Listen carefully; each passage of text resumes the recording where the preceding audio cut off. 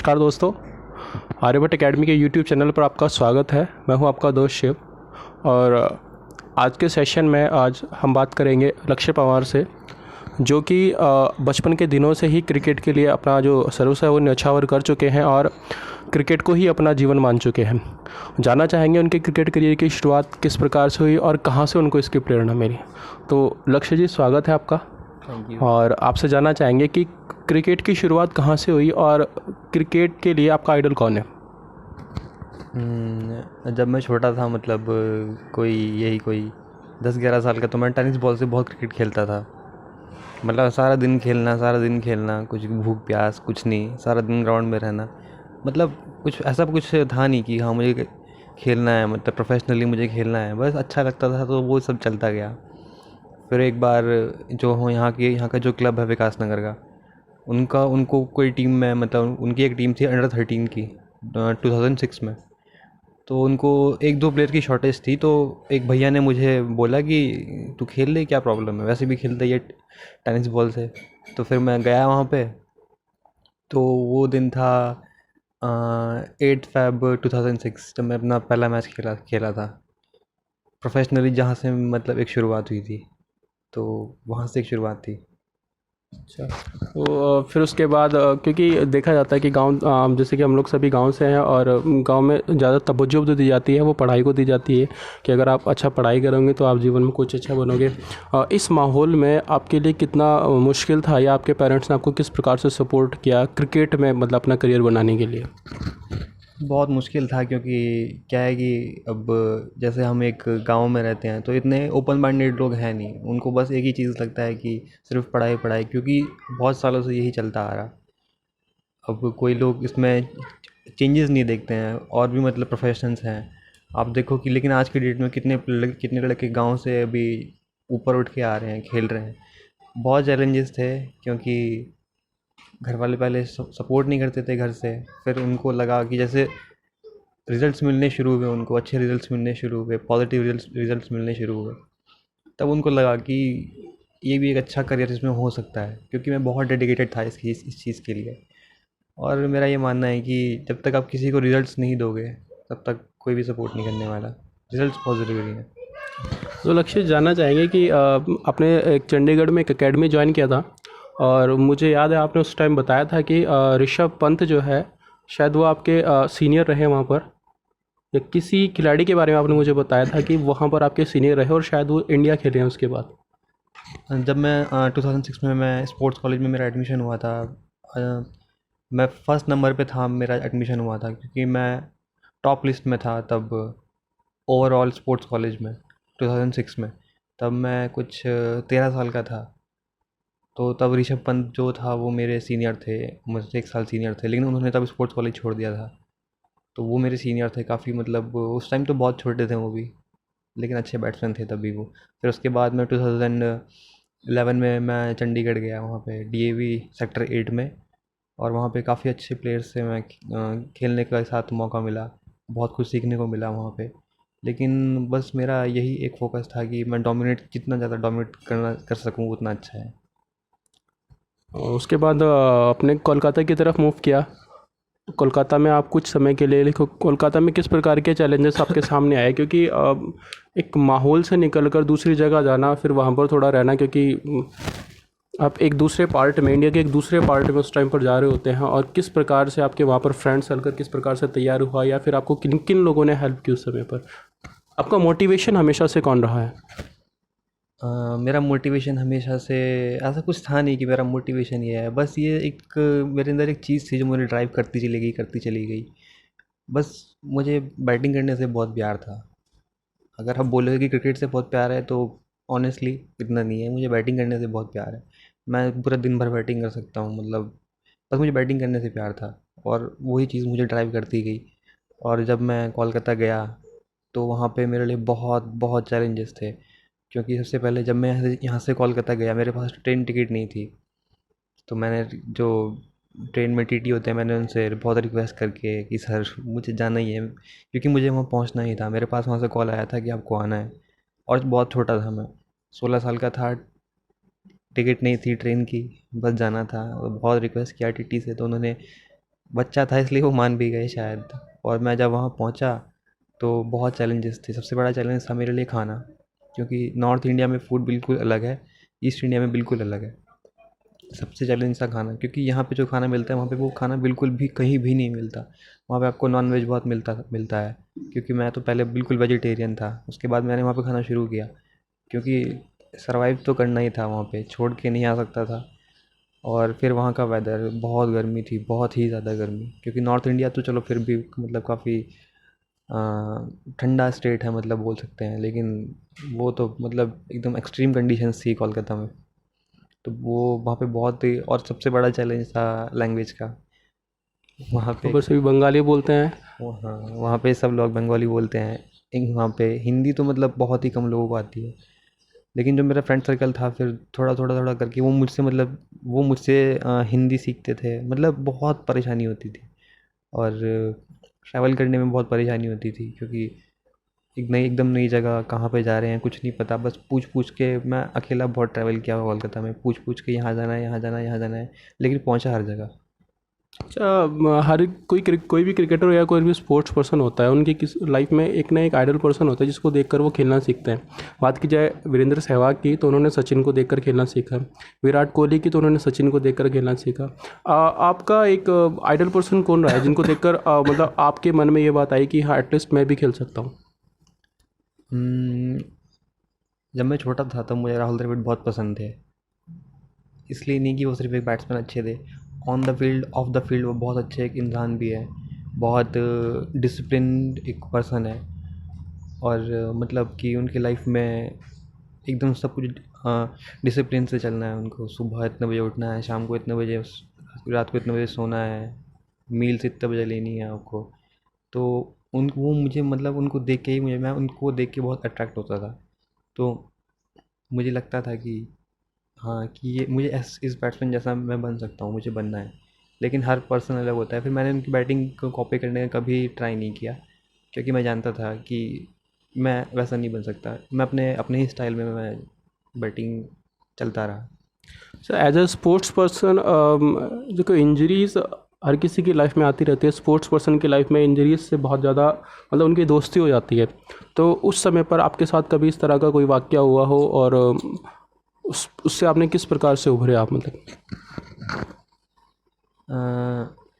Injuries एक sportsman की life में आती आती है, लेकिन मेरी लाइफ में इंजरीज़ बहुत ज़्यादा ही हैं। क्योंकि एक तो जब मैं कोलकाता में था मुझे वहाँ बहुत इंजरीज़ हुई, बहुत ज़्यादा। क्योंकि वहाँ पे खाना अच्छा नहीं मिलता था। अगर आप खाना ठीक से नहीं खाओगे, अब 100% आप अपना एफर्ट दोगे मैच में, आप एफर्ट दोगे 100%, और प्रैक्टिस में 100% एफर्ट दोगे, और खाना फिर आप ठीक से नहीं खा रहे हो, तो ये 100% श्योर है कि आप इंजर्ड हो गए आप। उसके बाद बहुत इंजरीज आती गई, बहुत इंजरीज आई, बहुत इंजरी, इतनी इंजरीज आई कि मैं फिर 6-7 महीना मैं क्रिकेट नहीं खेल पाया। अभी कुछ दिनों पहले टेनिस एल्बो हुआ, उसके बाद मेरा लिगामेंट टूट गया। टेनिस एल्बो की वजह से मैं 3 महीने मैंने बिल्कुल भी बैट नहीं पकड़ा, बिल्कुल भी। मैं एक स्टेप नहीं भाग पाता था, क्योंकि जब वो एल्बो मेरा हिलता था तो बहुत पेन होता था एल्बो में। उसके बाद मेरा लिगामेंट टीयर हो गया, फिटनेस करते हुए ही ये लिगामेंट टीयर हुआ। तो अच्छा, हाँ, हाँ, बोलिए, कंटिन्यू। हाँ, उसके बाद फिटनेस करते हुए लिगामेंट टीयर हुआ। उसके बाद मैंने फिजियो को दिखाया, तो वो बोले कि अभी आप बिल्कुल भी ट्रेनिंग नहीं कर सकते 3 महीना। तो मैं वेट किया, फिर वो टाइम निकला, फिर धीरे धीरे से ये ठीक हुआ। फिर फिर अच्छा डाइट लिया, फिर थोड़ा चलता रहा, फिर ठीक हुआ काफ़ी। उसके बाद मैंने फिर से खेलना शुरू किया। अच्छा, अभी कुछ दिनों पहले ही लगभग अगस्त में ही, मुझे अगस्त की बात याद है, उत्तराखंड को बीसीसीआई ने मान्यता दी है क्रिकेट के लिए। और उसमें अपने भविष्य को आप किस प्रकार से देखते हैं? मतलब उत्तराखंड के लिए आप सबसे पहले, रणजी के लिए आप खुद को किस प्रकार से तैयार पाते हैं? अभी कितनी मेहनत की ज़रूरत है? मैं यही कहना चाहूँगा बस कि मेहनत की काफ़ी ज़रूरत है। और अगर ये एफिलिएशन मुझे उत्तराखंड को पहले मिली होती तो काफ़ी एक बहुत अच्छा मोटिवेशन था। लेकिन अभी हमारे पास ये एडवांटेज है कि अभी हम अच्छा परफॉर्म करेंगे तो हम अपनी स्टेट में खेल सकते हैं। लेकिन क्योंकि जब मैं बाहर स्टेट में गया तो वहाँ मैंने देखा कि बहुत दूसरा स्टेट से खेलना बहुत मुश्किल है। लेकिन मैं वहाँ भी मैंने स्टेट कैंप किया। मैं वहाँ किसी को नहीं जानता था और वो लोग मुझे नहीं जानते थे। सिर्फ अपनी परफॉर्मेंस से मैंने स्टेट कैंप किया। वो मेरे लिए बहुत ही बड़ा अचीवमेंट था। लेकिन मैं उससे सेटिस्फाई नहीं था। उसके बाद मैं और मुझे और चाहिए था और मैं करता रहा प्रैक्टिस करता रहा। उसके बाद अभी मेरा नेक्स्ट टारगेट यही है कि मैं जल्दी से जल्दी उत्तराखंड के लिए रणजी ट्रॉफ़ी खेलूँ, क्योंकि ये बहुत अच्छा अब अपॉर्चुनिटी है उत्तराखंड के प्लेयर्स के लिए, क्योंकि अब बीसीसीआई से अब जाके उनको एफिलिएशन मिली है। अच्छा, आपके एक मित्र सपत जो हैं, जो जम्मू कश्मीर से रणजी खेले हैं, अ, उनसे मिलने के बाद जब वो रणजी खेले तो उनका एक्सपीरियंस उन्होंने किस प्रकार से आपके साथ शेयर किया और क्या क्या चीज़ें उन्होंने आपको उसके बारे में बताई? कितना हाँ, प्रेशर होता है एक बैट्समैन के ऊपर जब वो एक स्टेट को रिप्रेजेंट करता है? मैं ये तो नहीं बोल सकता कि प्रेशर होता है, क्योंकि प्रेशर हैंडल करना हर एक इंसान की अलग चीज़ है। कोई प्रेशर को कैसे हैंडल करता है, तो आप उनसे ये नहीं पूछ सकते कि प्रेशर कैसे हैंडल करना है। आप उनसे ये पूछ सकते हैं कि क्या कंडीशंस रहती है, किस तरह का बॉलर रहता है, स्पिनर्स कैसे होते हैं, कौन मतलब कैसा बॉलिंग करता है। तो उस हिसाब से फिर अपना माइंडसेट तैयार करते हैं कि हाँ, कि ऐसा खेलना है, इस तरीके से खेलना है। अब वो सब चीज़ें सुन के मैं यहाँ पे अपना माइंडसेट मुझे तैयार मैं करता रहा। उन्होंने जैसे मुझे बताया कि जो फास्ट बॉलर्स होते हैं वो आपको टेस्ट करते हैं फ्रंट फुट बैक फुट। तो आपको फिर वो माइंडसेट वो फिर स्टार्ट होता है आपके दिमाग में कि आपको खेलना कैसे है। क्योंकि अगर आप सीधा अगर वहीं जाके आप अपने आप को टेस्ट करोगे तो ये बहुत इम्पॉसिबल है, आप फेल होगे 100%। आपको अभी से मेंटली खुद को तैयार करना होगा। अच्छा, फिर से एक क्वेश्चन आजकल जो हर किसी नौजवान या हर कोई कोई भी किसी से आप क्रिकेट लवर से आप पूछते हो, किसकी ज़ुबान पर भी रहता है, मौजूदा समय का सबसे बेहतरीन बल्लेबाज टेक्निकली करेक्ट जो आपको लगता है, आप किसे मानते हैं? आपके पास हालांकि बहुत सारे ऑप्शंस होंगे, बट फिर भी आपका अपना ओपिनियन क्या होगा? मेरे हिसाब से तो टेक्निकली स्ट्रॉन्ग अगर बोलोगे आप तो मैं रोहित शर्मा को बोलूँगा। विराट कोहली को इसलिए नहीं बोलूँगा क्योंकि उसने खुद को बनाया, वो इतना टेक्निकली स्ट्रॉन्ग नहीं था। लेकिन जो रोहित शर्मा है वो एकदम प्योर टैलेंटेड है, एक बोल सकते हैं कि गॉड गिफ्ट प्लेयर। लेकिन अगर रोहित शर्मा अगर इतना ही मेहनत मेहनत करें कि जितना विराट कोहली करते हैं, तो रोहित शर्मा बहुत ऊपर के प्लेयर हैं उनसे, बहुत ऊपर के। लेकिन विराट कोहली ने अपना खुद को बदला, उन्होंने एक डिसीज़न लिया कि मुझे ऐसे चेंज होना है। डाइट बिल्कुल उन्होंने अपनी डाइट चेंज की। पानी बिल्कुल उन्होंने जो मतलब एक डिसिप्लिन था उनकी लाइफ में वो खुद वो लेके आए कि मतलब हर एक टाइम का एक एग्जैक्ट टाइम का उनको पता था कि अभी मुझे क्या करना है, अभी मुझे क्या करना है। उन्होंने अपनी डाइट को चेंज किया, स्लीपिंग हैबिट्स को चेंज किया, और उसके बाद उन्होंने ट्रेनिंग बहुत हार्ड ट्रेनिंग किया। लेकिन उन्होंने ट्रेनिंग भी प्लायोमेट्रिक्स ट्रेनिंग स्टार्ट किया उन्होंने, उस वजह से वो इतना अच्छा बैट्समैन बने हैं। लेकिन टेक्निकली स्ट्रॉन्ग बोलूँगा तो मैं रोहित शर्मा को बोलूँगा। अच्छा, रोहित शर्मा ने 2006 में डेब्यू किया था। उसके बाद उन्होंने इंडिया के लिए काफ़ी खेला और 2013 में पहली बार चैंपियंस ट्रॉफी में वो उसके बाद ही वो टीम में स्टेबल हुए। उससे पहले उनका टीम से आना जाना लगा रहता था। तो कितना मुश्किल होता है एक एक क्रिकेटर को टीम में जगह मिलने के बाद उसको बरकरार रख पाना? मैं समझता हूँ कि आपके हार्ड वर्क पे डिपेंड करता है, खुद पे बिलीव करने पे डिपेंड करता है। अगर आप ये सोचते हो कि बस ये सबसे बड़ा एक सेटिस्फेक्शन है। कुछ प्लेयर सोचते हैं कि चलो अब मैं खेल लिया, बस ख़त्म। ऐसा नहीं होता। टॉप पे पहुंचना बहुत आसान है, क्योंकि टॉप टॉप टॉप एक ऐसा चीज़ है, किसी भी चीज़ का टॉप बहुत ही छोटी सी जगह है वहाँ पे। वहाँ से आप चढ़ के एकदम से गिर जाओगे। लेकिन वहाँ पे टिका वही रहता है, स्टेबल रहना। स्टेबल जो टिका वही रहता है, जो खुद पे बिलीव करता है, जो हार्ड वर्क करता रहता है कि मुझे यहाँ पे रहना ही रहना है, मुझे यहाँ पे टिक के रहना है, मुझे टॉप पे टिक के रहना है। तो रोहित शर्मा का मैं अगर आप बोलो तो वो खुद से कभी भी सेटिस्फाई नहीं था, बहुत ही टैलेंटेड बैट्समैन। और फिर उन्होंने मतलब इंडियन टीम में वो जब तक नहीं थे, आए बाहर हुए, लेकिन वो नीचे रणजी ट्रॉफी में, दिलीप ट्रॉफी में कंटिन्यूसली स्कोर करते रहे। उस वजह से वो टीम में आए। और फिर जब वो अच्छे से स्टेबल हो गए, उन्हें कंडीशंस मतलब एकदम मैच्योर हो गए, वहाँ के एक्सपीरियंस आ गया वहाँ के लेवल के लिए, फिर उन्होंने कभी पीछे मुड़ के नहीं देखा। अपनी कुछ फेवरेट इनिंग्स के बारे में बताइए जो आपको याद हो आपकी मेमोरीज में, जो आपने मतलब अपनी टीम को मैच जिताया हो जिनसे, और आपके लिए जो यादगार बन गई हो। ऐसा 2-3 इनिंग है जब मैंने अपनी टीम को मतलब सिंगल हैंडेडली मैच जिता दिया। वहाँ से मैच जिताया कि जहाँ से किसी को उम्मीद नहीं थी कि यहाँ से मैच निकल सकता है। एक रिसेंटली मैच था जनवरी दिसंबर लास्ट में। मैं टेनिस एल्बो में मुझे इंजरी था, बैटिंग करना बहुत मुश्किल था। 3 महीने हो गया था मुझे इंजरी में। लेकिन फिर मुझे गुस्सा आया कि यार ऐसे कब तक चलेगा। तो फिर मैंने धीरे धीरे बैटिंग करना शुरू किया। मुझे एल्बो में बहुत पेन था, लेकिन बैंड पहन के फिर टेप लगा के कैसे ना कैसे करके, फिर कैसे ना कैसे करके मैंने बैटिंग करना शुरू किया, प्रैक्टिस करना शुरू किया। मुझे प्रैक्टिस करते हुए 3-4 दिन हुए थे इंजरी के बाद, 3-4 महीने के बाद।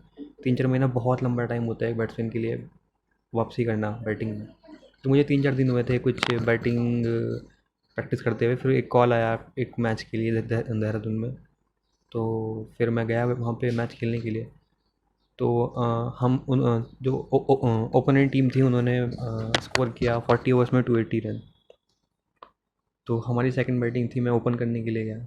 तब तक मेरी बैटिंग बहुत चेंज हो चुकी थी। चेंज इसलिए हो चुकी थी कि इंजरी की वजह से मैंने अपना पूरा स्टांस चेंज कर दिया था, क्योंकि वो करना पड़ा। मैं अपने नॉर्मल स्टांस में जैसे मैं खेलता हूँ, मैं उसमें मेरे को एल्बो में बहुत पेन हो रहा था, बहुत पेन। तो फिर जब हमारा मैच शुरू हुआ तो मेरे बैटिंग आई, तो मैं बिल्कुल नए स्टांस से खेल रहा था। लेकिन वो नया स्टांस मेरे लिए एक बहुत एक एडवांटेज था। मैंने उस मैच में 130 नॉट आउट रन किए और हम मैच जीत गए। मैं मैच की फर्स्ट बॉल से लेकर मैच के लास्ट बॉल तक मैं खेला। मैं उस मैच में आउट ही नहीं हुआ, और ना ही मैंने कोई ऐसा चांस दिया आउट होने का कि जिससे वो इनिंग मेरे लिए बहुत ही एक सेटिस्फेक्शन था। क्योंकि वो इसलिए मैं खेल पाया वो इनिंग 130 नॉट आउट की, क्योंकि 3 महीना मैंने खुद को मेंटली बहुत प्रिपेयर किया था। मैं ये जानता था कि जब भी मैच आएगा मुझे परफॉर्म करना है, एनी हाउ मुझे परफॉर्म करना है। तो बस इस वजह से मैं परफॉर्म कर पाया। और एक मैच था, मैं बोलता हूँ आपको, कोलकाता में मैं एक मैच खेल रहा था, उसमें मैंने 90 किया था नॉट आउट। वो पिच बहुत ही ख़राब पिच था, डेड विकेट था एकदम। टारगेट था 180 रन, और हमारे 35 पे 5 विकेट हो चुके थे। वहाँ से हम मैच जीत गए। मैंने 90 नॉट आउट रन किए। इतना गंदा विकेट था वो, मतलब बॉल बहुत ज़्यादा टर्न हो रहा था, वहाँ पे बैटिंग करना बहुत मुश्किल था। लेकिन करता गया, बैटिंग करता गया। एक अच्छा एक्सपीरियंस मिला उस मैच में मुझे। तो काफ़ी टफ कंडीशन थी उस मैच में। तो वो मेरे लिए एक बहुत ही एडवांटेज था, और कॉन्फिडेंस मेरा उसमें बहुत बढ़ाया। अच्छा, बीइंग अ स्पोर्ट्स पर्सन ये बड़ा इंपॉर्टेंट हो जाता है कि आप अपनी फिजिकल फिटनेस को कैरी ऑन रखें। पिछले एक महीने से जैसा कि इस कोविड-19 जो ये महामारी है कोरोना की जो पूरे विश्व में फैल चुकी है, अ, यहाँ पर इंडिया में भी लॉकडाउन चल रहा है और घर से बाहर निकलने पर पाबंदी है। आप अपनी फिजिकल फिटनेस को कैसे कंटिन्यू करते हैं और किस प्रकार से आपकी दिनचर्या रहती है? अभी जैसा लॉकडाउन चल रहा है, लेकिन जैसे कि आपको पता है कि अगर आप 1 घंटा भी अगर जम के फिटनेस करते हो, 1 घंटा का मतलब है 1 घंटा, उसमें आप 1 मिनट भी रेस्ट नहीं ले सकते।